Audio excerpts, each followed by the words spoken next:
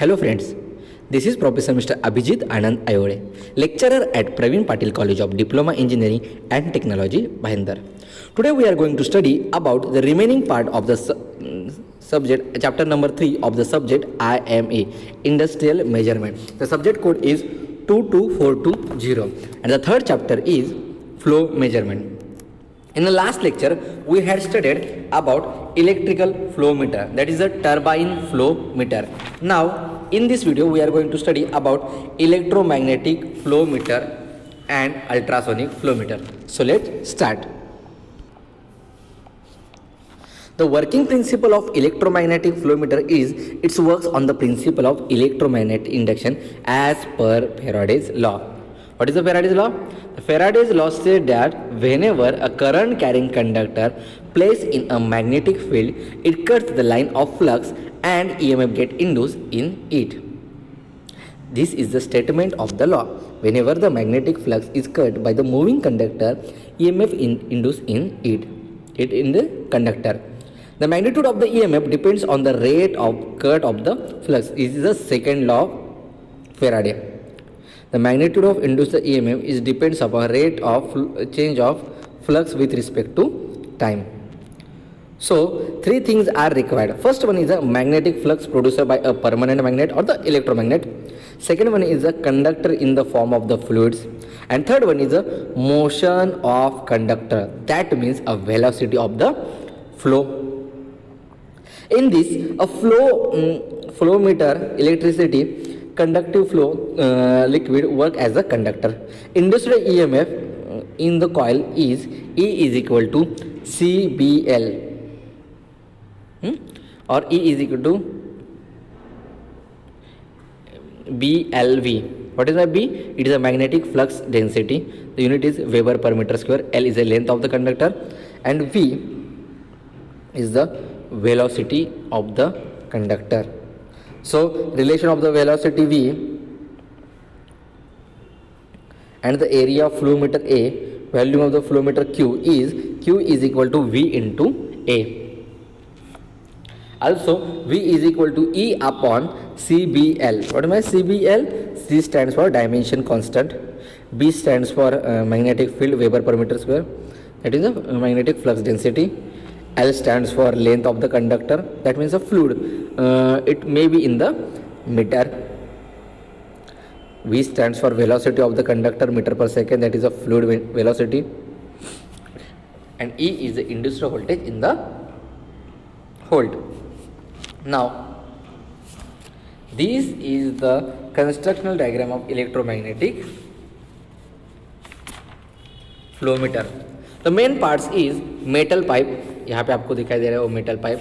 Another one is a magnet N and S pole. A N pole है, a S pole है. Electrodes, ए electrodes है और magnetic field. A metal pipe carries a liquid flow at right angle to the magnetic field and induced EMF direction which is along with the line joining electrodes. A permanent magnet or the electromagnet is located around the non-magnetic pipe.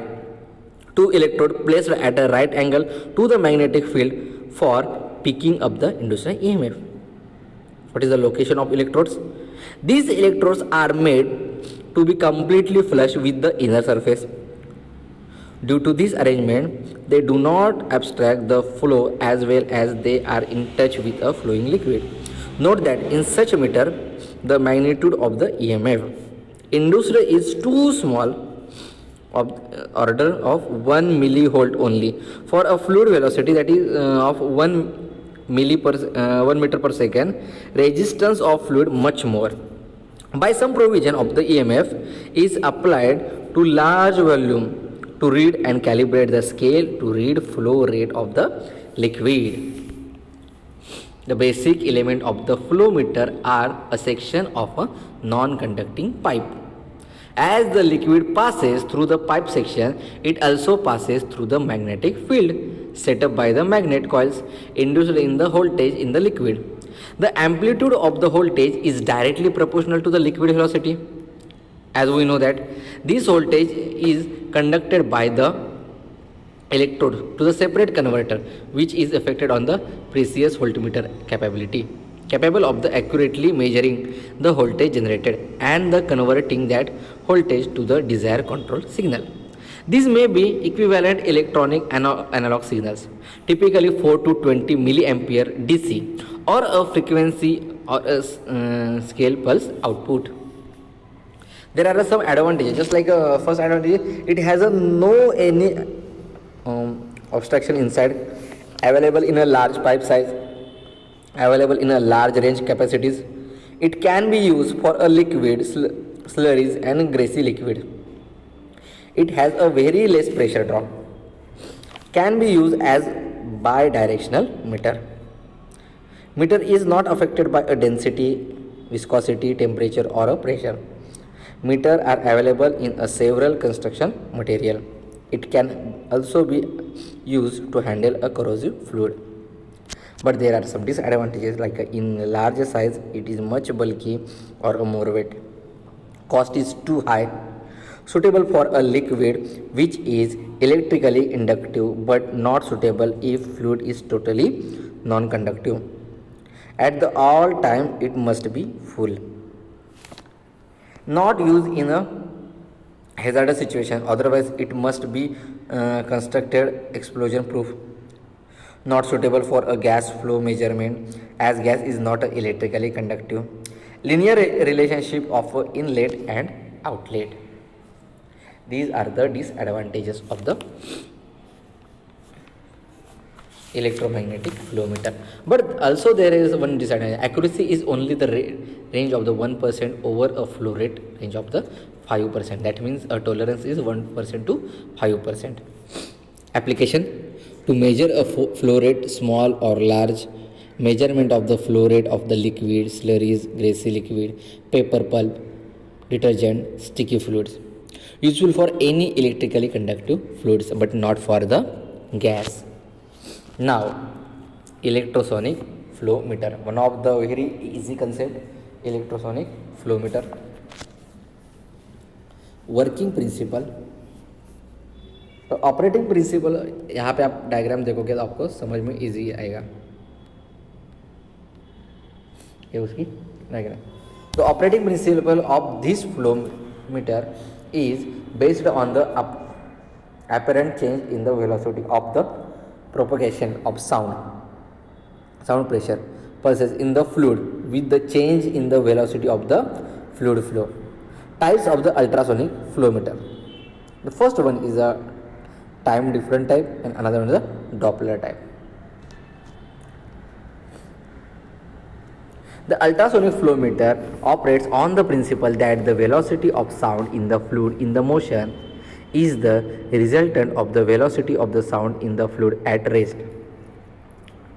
Plus or minus of the velocity of the fluid itself. There are two types ultrasonic flow meter: time different type and Doppler flow meter. Time different type. As the name implies, these devices measure flow by measuring the time taken for the ultrasonic energy pulse to transfer a pipe section, both with against the flow of the liquid with the pipe. The time TAB for ultrasonic energy to go from transducer A to transducer B is given by the expression T is equal to L upon bracket C plus V cos theta. The time TBA, its first expression for time TA to B. Now time TB to A to go from B to A is given by TBA is equal to L upon bracket C minus V upon V cos theta, plus for A to B or minus for B to A, where C is the speed of the sound in the fluid, L is the acoustic path length in the fluid, and theta is the angle of the path with respect to the pipe axis. By combing and simplifying, it can be shown then that for V is much lesser than C, or C is much greater than V. Delta T is equal to delta BA minus delta AB. So 2LV cos theta upon C2. अगर आप expression solve करोगे तो आपको ये समझ में आएगा. It can be shown that V is equal to L into delta T upon 2 cos theta TA 2